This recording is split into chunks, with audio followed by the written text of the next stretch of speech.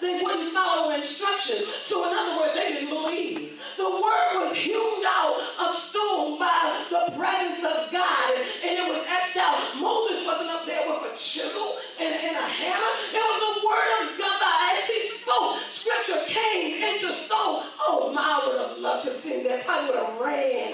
But when I think about how amazing it is, and he comes down with 2 tablets, lead and guide God's people. They didn't believe. We have 66 books. You got to ask yourself, am I in conflict or do I believe? Because this is my house. When we look in the book of Acts chapter 17, it says, now these Jews were more noble than those in Thessalonica. They received the word of God with eagerness, and they examined the scripture. Preach again, say, study to show yourself approved.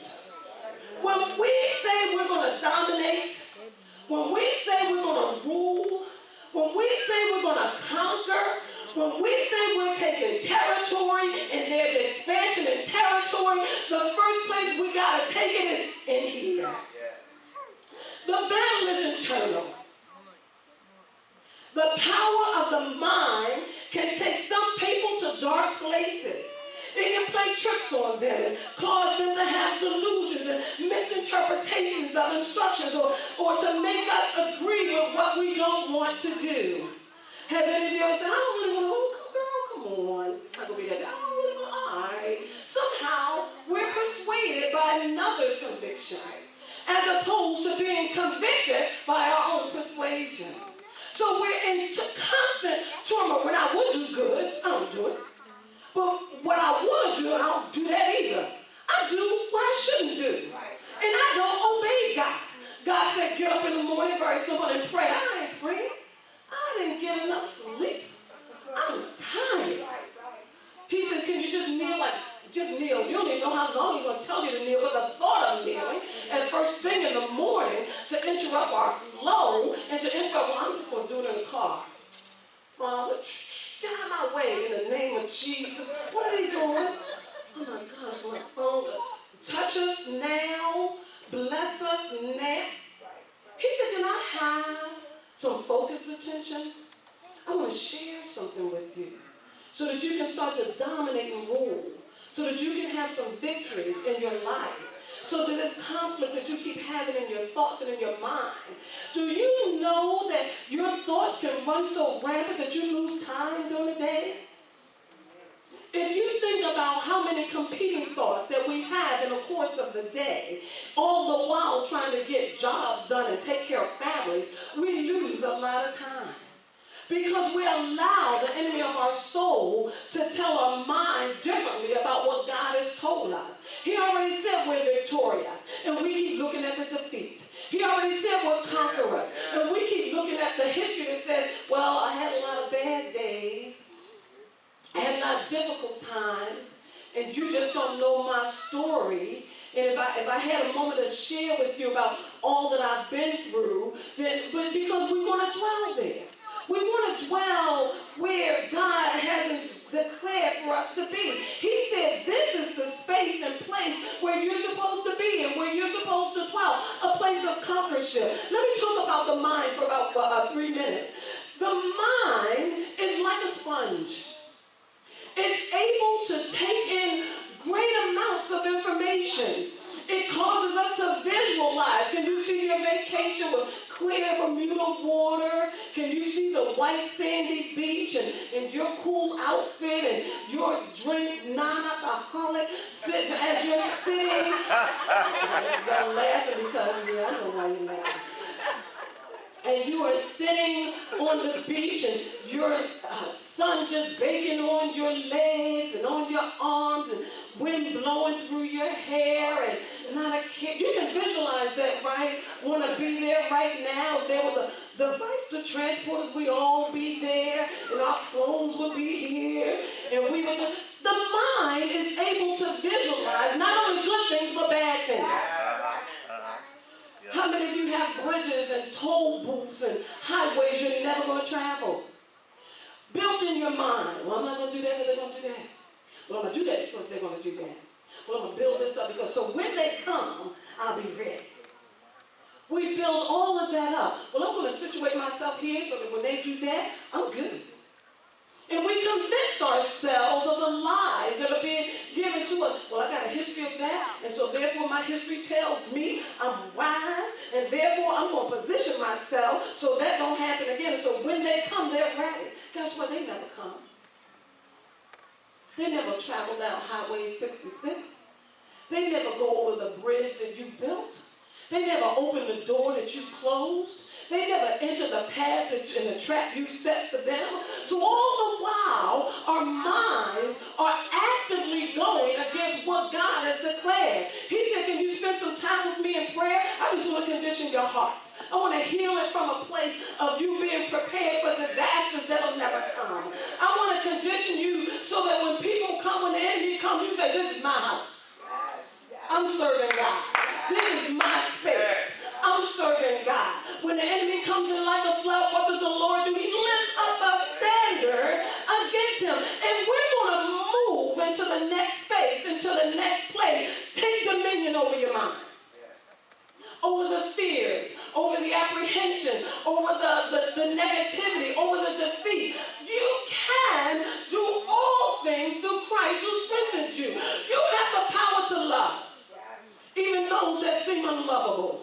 You have the power to forgive, even if you never get an apology. I won't stay stuck where you think you left me and conquer over me by your devices. But greater is he that's in me than he that is in the world. When the enemy comes like a roaring lion, the Lord has already prayed for me and made a way of escape. I won't allow similar circumstances and define them as though they're my present circumstances. I'll deal with them in the present moment. I have no need to reach that far back in my past to drag it into the present just to deal with you. I'm going to live in this moment and declare that this is my house.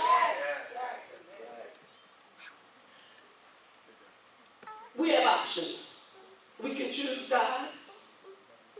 Israel's ebbs and flows, they decided what they would do, that they could move in and out of faith.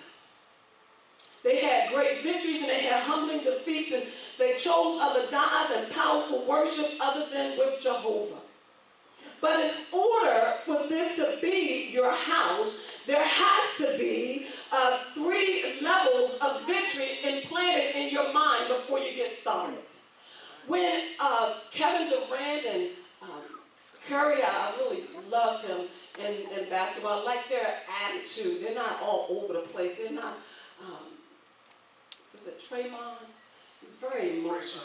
He's a very emotional basketball player.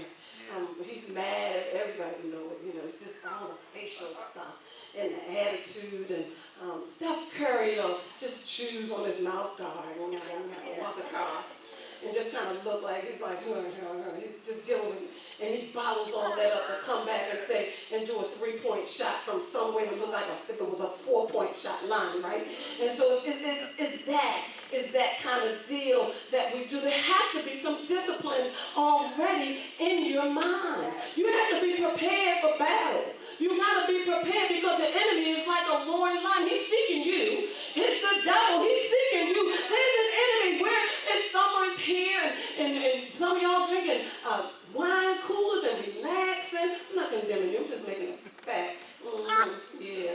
And sitting back and chilling and just enjoying yourselves. And like you don't have an enemy in the world. But the devil, as a roaring lion, is seeking whom he may devour. Yeah. If he can keep you like every day is a Corona day, then he's going to have you thinking that there's no care in the world. Right. But you got to be on your guard. Yeah. You got to be watchful unto prayer. Joshua said 3 things. He said, be strong, be courageous, be obedient. Yes. What do we need to do right now? We need to defend. We need to protect. Here's the common thread. Be obedient.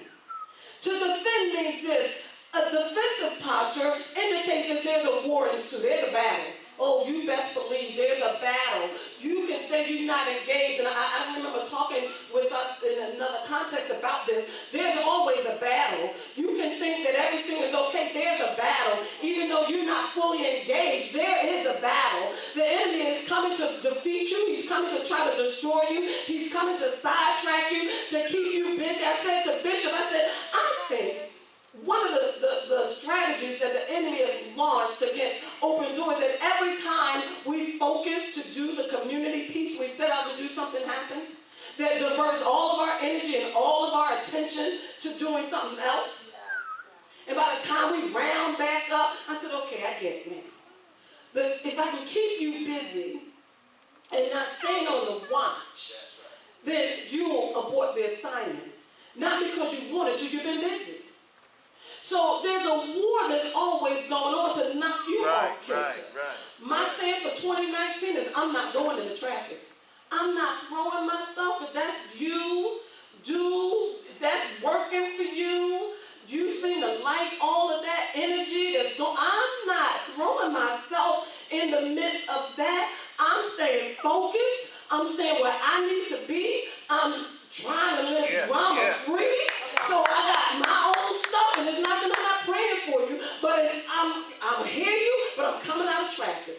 I'm not making a left hand into a one-way street and try to navigate myself through and around. That's taking authority, making it your house. But if you jump into traffic, now you got to figure out if your signals are working, if you have enough gas to get to your destination.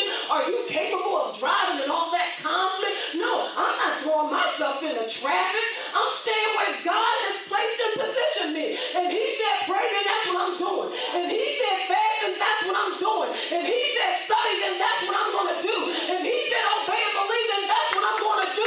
All that traffic, all that confusion is just to knock me off my base. I'm staying where God has placed me. He's given us a weapon, a defensive weapon. He's given us the word of God. That's why we got to know the word of God. It's the only defensive part in the armor. It comes to defeat the enemy. The truth will knock out darkness every time. The truth doesn't need any support. It doesn't need any support. The truth doesn't need any support, does it? It will stand on its own.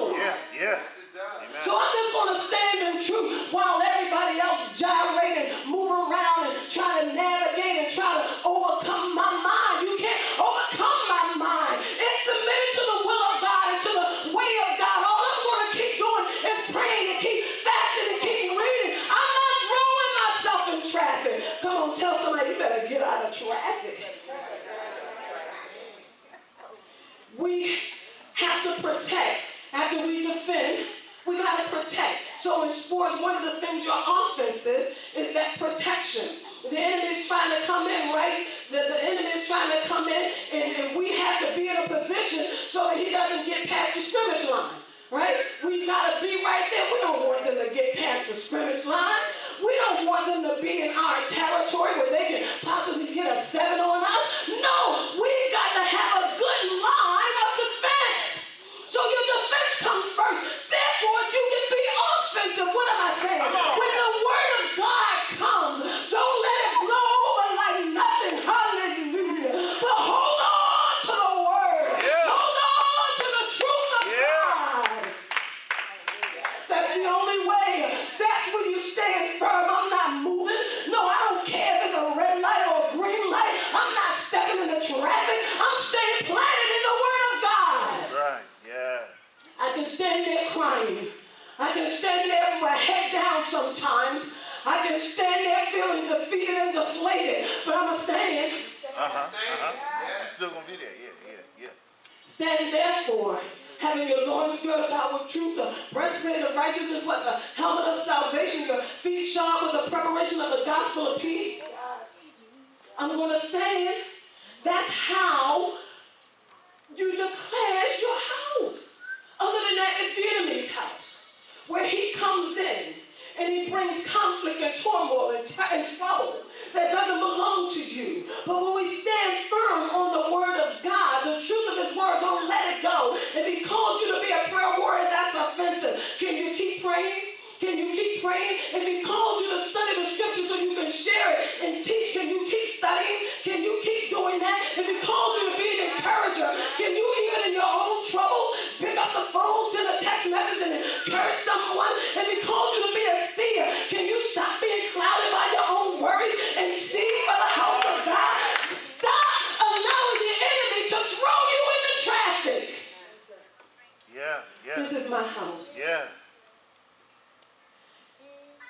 We have to shield. We have to guard. We have to cover. You've been sitting here for a set time as this. It's not coincidental. You said, where should I go? Where do I connect? Yeah. Where do I belong? Other ministries have other things, but there was something about the day you walked in, you said, I think this is it. I think I can grow here. Yeah. I think I can be here. I think I can thrive here. I think I can make a difference here. So with all that being said, you got to protect. The enemy doesn't want you to prosper. He doesn't want you to keep studying and reading and asking questions. He doesn't want you to keep praying about your family and your children and your circumstances. Keep praying. How many of you know God hears you when you pray? Keep praying. Don't stop. I don't care how difficult it looks. I don't care how hard it becomes. God. I don't care how weary you get. I don't care how sorrowful your heart becomes. You gotta keep praying. You gotta keep reading. You gotta keep seeking God. You gotta keep calling. He called you to be an intercessor on the wall. Can you stand on the proverbial wall? Can you stand there and intercede? Oh, I know you have troubles. I know you got trials. I know you have circumstances. I know you have situations. But can you, for a moment, be in an offensive posture and keep doing what God has called you to do? Yes. He's doing it. He's turning it around. There's a movement right on the horizon. There's a move of God. There's a move of God that's right here. But you've got to stay where He's planted you. Stay in your mind. Your body's here, but your mind's not here. Stay in your mind. Stay in your mind. Don't let the enemy defeat you and say, no, this isn't it. This isn't going to work. And I'm just going to go back to what I'm used to. And I'm just going to rely on what I used to rely on. Come on, stay strong in your mind. Yes. You're not having a breakdown. You're having a breakout. Yes. Philippians 4:8. Hallelujah. Says, keep your mind clear. Keep your mind clear.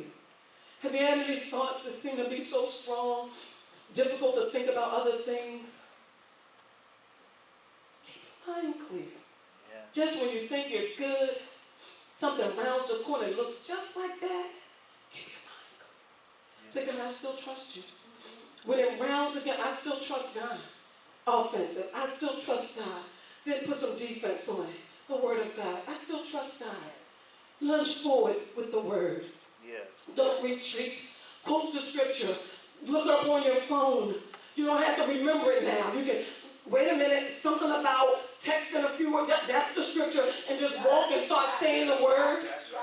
So don't struggle that you can't remember where it is and what book it's in and pull it up on your phone. I think it went something like this and just put what you remember in there and bring it up and start reading the word out loud so your mind can hear it.